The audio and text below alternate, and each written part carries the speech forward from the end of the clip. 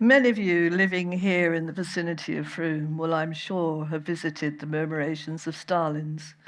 They're situated at Ham Wall and Shatwick Heath, which is the RSPB bird reserves.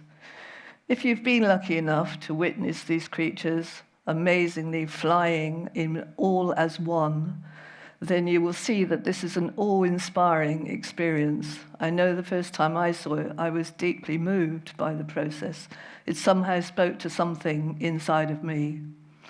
So many people are trying to work out, well, is this all about? Well, how come these starlings can come from all over the place?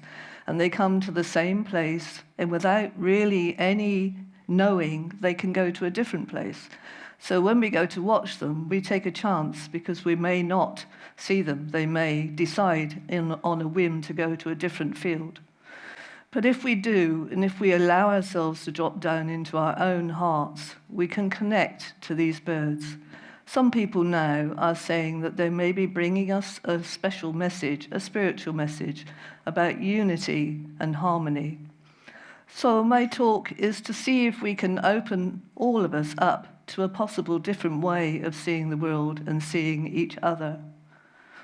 So how would it be to see beyond duality, beyond them and us, beyond you and I, to see that we are a we, and we are all inextricably linked to each other, even to the point of victim and perpetrator? How would it be to see beyond blaming and judging, just as young children and animals do? They don't judge, they don't blame. So I'm going to take you on a journey, really, to see if I can help explain how I think we've got to where we have with our individualism and being very cut off from each other. Technology hasn't helped, of course. If you see people maybe on a station platform, they're all with their mobile phones and they may be connecting across the world, but they're deeply disconnected from each other. My own father, he was a soldier in the Second World War, and he described often how he was raiding a village and probably shooting people at random, and then he opened the door of a hut, and in it he saw a German soldier.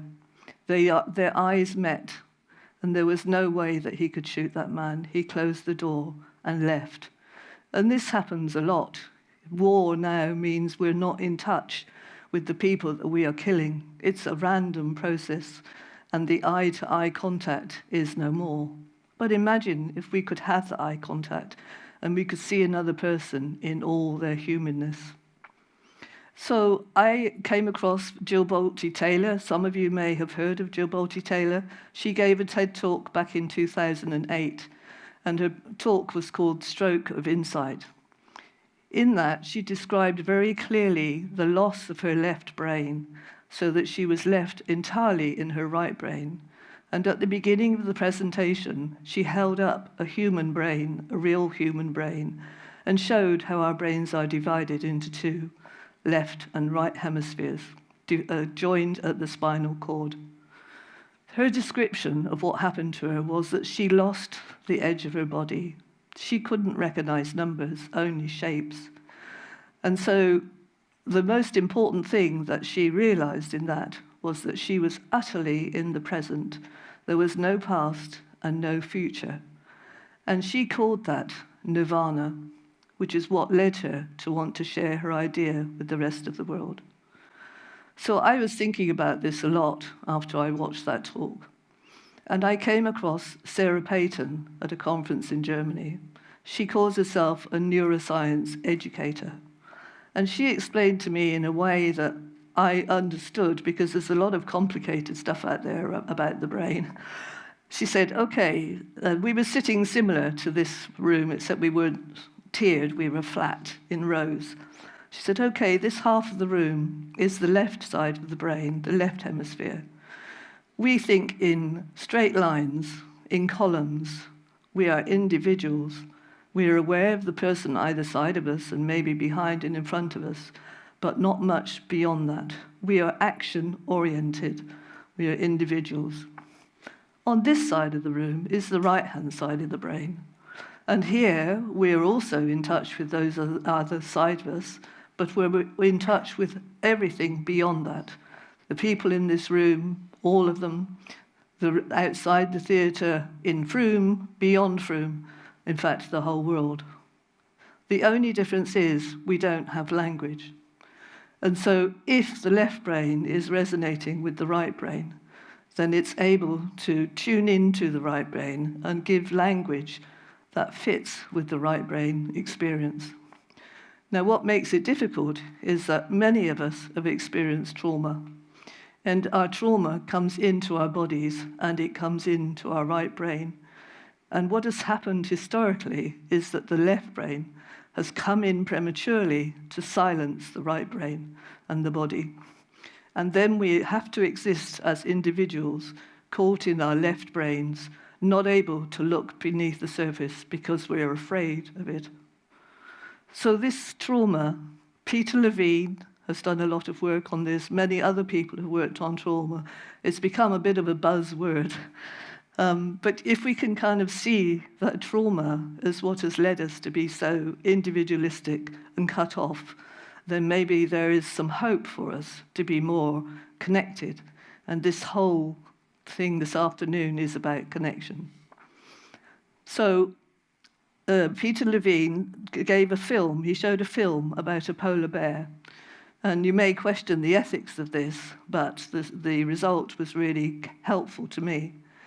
There was a helicopter chasing the polar bear, and the polar bear was running and was very scared. And eventually, the helicopter shot the polar bear with a tranquilizer needle, and the polar bear became unconscious. And as he began to regain consciousness, he started panting, and his whole body started to shake. And after a few minutes, it slowly calmed down, his breathing got deeper, and he eventually became still. And he lay still for a while. And then after he'd laid still, he got up and walked off, apparently none the worse for his experience. But what has happened to us as humans is different.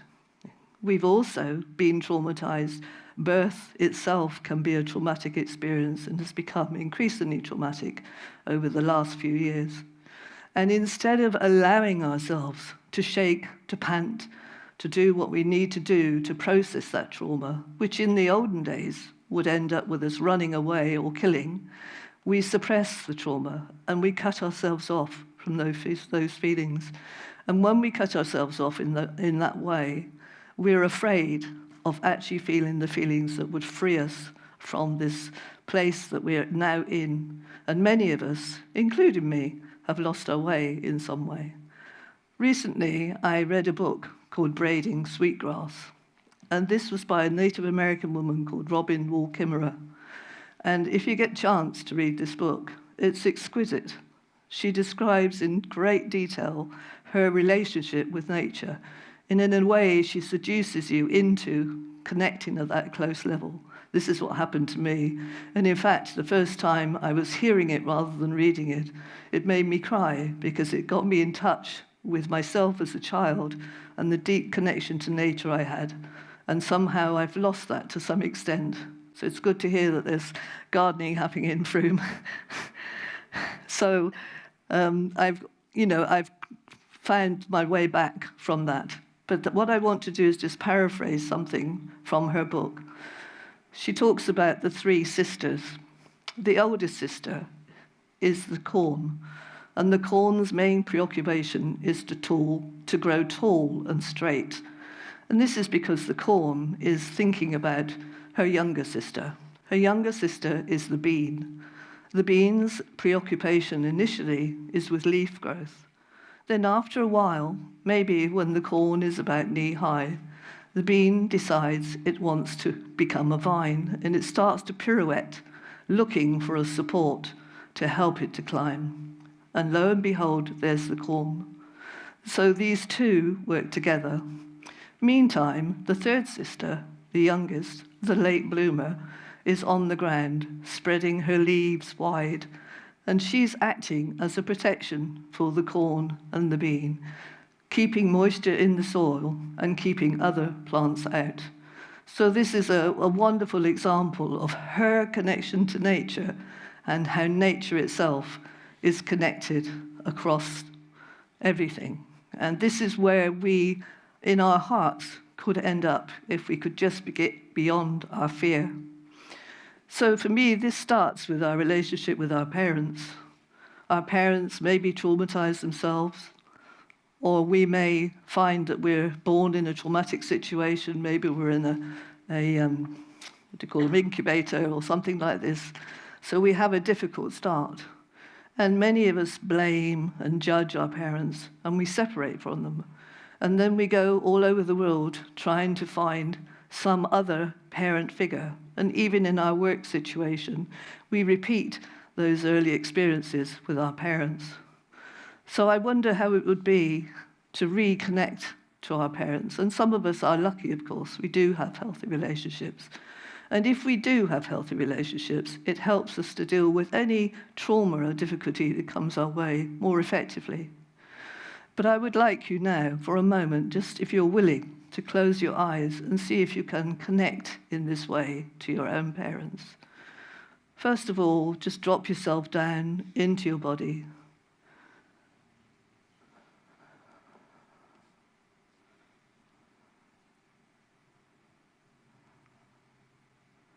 And maybe breathe deeply for a while, just to help your energy to come down into your body.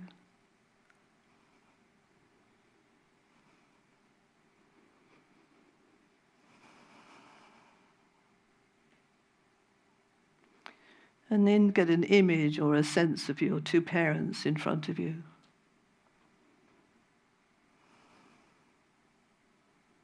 And notice your visceral response without judging it or making anything of your initial response to your parents.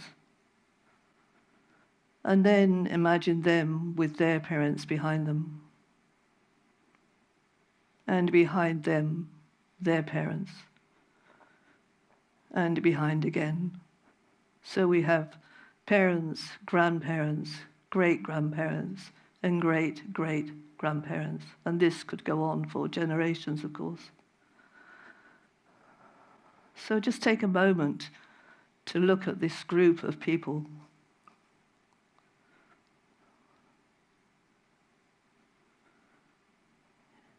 And if you're willing, let yourself know that these two parents came together and gave you life. And that this life has come down over and above everything else that has happened through all these generations to you. And in some cases, you've passed that life on to future generations, maybe one, maybe two generations. And for me, this is a sacred feeling. And if you're willing, you can just bow to that and feel your own gratitude for the life that you have.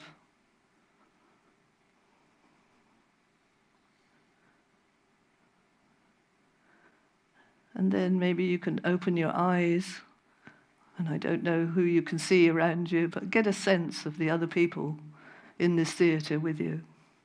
And imagine yourself not as an individual, but as part of this collective here. We are all in the same field. And beyond that, the collective of Frome. We are lucky in Frome. We have a community that is stronger than many towns, I think. And beyond that, just imagine that for a moment, the collective energy. That's the field. And I want to finish with a line from the famous and very wise poet Rumi. Out beyond ideas of wrongdoing and right doing, there's a field. I'll meet you there.